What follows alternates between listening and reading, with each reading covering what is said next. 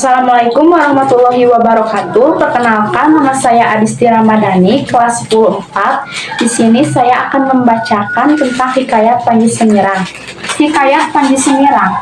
Satu kerajaan yang mana berita tentang Galuh Cendrakirana, yang mana putri dari Baginda Raja Nata, yang amat alim dan hormat kepada orang tuanya, akan bertunangan dengan Raden Inu. Kini telah terdengar beritanya oleh Galuh Ajeng. Mendengar berita ini, Galuh Ajeng sangat teriris hatinya dan menangislah ia melihat keadaan ini. Melihat hal ini, pada duka Liku yang tak lain adalah ayah dari Galuh, sangat menyayangkan hal tersebut. Sangat sedih ia melihat tingkah laku putrinya tersebut. Tidak hentinya rasa benci, dengki, serta dendam di dalam hati Paduka Liku sehingga ia berencana untuk membunuh Galuh Cendrakirana serta Paduka Nata. Ia meracuni makanan yang hendak mereka makan, yang mana makanan tersebut telah dipersiapkan oleh dayang-dayang istana. Agar jikalau Galuh Cendrakirana mati, maka pastilah putrinya Galuh Ajeng yang kelak menggantikan posisi Galuh Cendrakirana untuk ditunangkan dengan Raden Inu. Kini begitu pula dengan Raja Nata yang apabila mati kelak Raja Liku yang akan menggantikan posisinya. Dan pada saat tersebut Raja Liku meminta tolong kepada saudaranya yang juga menteri untuk mencarikan baginya seorang yang pandai membuat guna-guna untuk mengguna-gunai Raja Nata yang serta putrinya.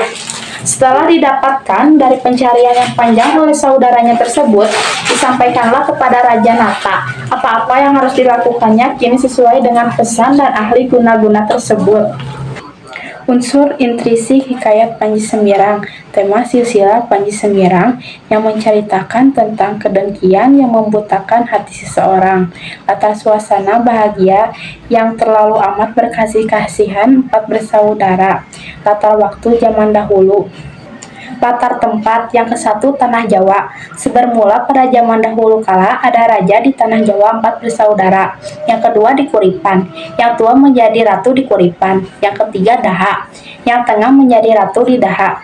Yang keempat Gegelang, yang bungsu menjadi ratu di Gegelang. Yang kelima ada di Karang Banjar Ketapang. Maka diumutkan pengasuh dengan sepertinya dan diberi perkarangan oleh Baginda di Karang Banjar Ketapang. Tokoh, penokohan, dan watak. Yang ke-1 ada Panji Semirang. Penokohannya ia sebenarnya Dewi Cendrakirana yang menyamar. Wataknya baik. Yang kedua ada Raden Inu. Penokohannya seorang pangeran, wataknya baik, cerdas, dan pemberani. Yang ketiga ada Dewi Liku. Penokohannya ia seorang penyihir, wataknya jahat. Yang keempat ada Dewi Ajeng. Penokohannya anak raja, wataknya pendendam, iri. Yang kelima ada Dewi Cendrakirana. Penokohannya anak raja, wataknya baik, menyayangi orang tuanya. Dan yang keenam ada Raja Nata. Penokohannya anak raja, wataknya ia bisa disebut dengan seorang yang tak alim. Sudut pandang. Sudut pandang yang digunakan sudut pandang orang ketiga, di mana pengarang berperan sebagai pengamat. Amanatnya, janganlah menjadi orang yang pendendam dan iri hati. Milikilah hati yang baik, lemah lembut, dan bertingkah laku santun. Unsur ekstrinsik Hikayat Panji Semirang.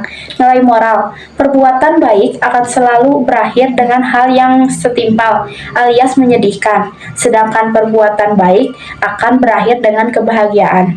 Nilai agama. Jodoh adalah cerminan diri sendiri, terbukti dari Cendrakirana yang bersanding dengan Raden Inu yang baik hati. Sedangkan Galuh Ajeng berjodoh dengan putra raja yang berkasar dan ceroboh. Nilai budaya. Budaya perjodohan yang masih berlaku terlihat dari kisah Raden Inu dan Cendrakirana yang berawal dari perjodohan. Nilai sosial. Kesetiaan para pengiring untuk selalu berada di samping dan membantu Cendrakirana. Sekian yang bisa saya sampaikan tentang Hikayat Panji Semirang. Wassalamualaikum warahmatullahi wabarakatuh.